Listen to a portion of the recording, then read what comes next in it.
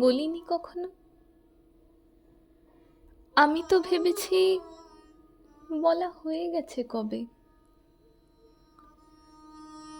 এভাবে নিথর এসে দাঁড়ানো তোমার সামনে, সেই এক বলা, কেননা নীরব এই শরীরের চেয়ে আর বড় কোনো ভাষা নেই।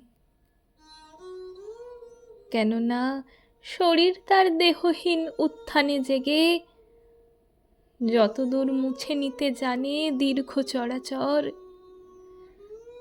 তার চেয়ে আর কোনো দীর্ঘতর যবনিকা নেই।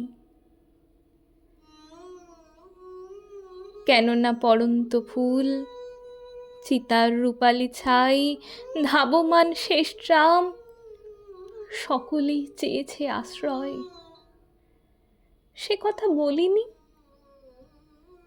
তবে কিভাবে তাকালো এতদিন জলের কিনারে নিচু জবা?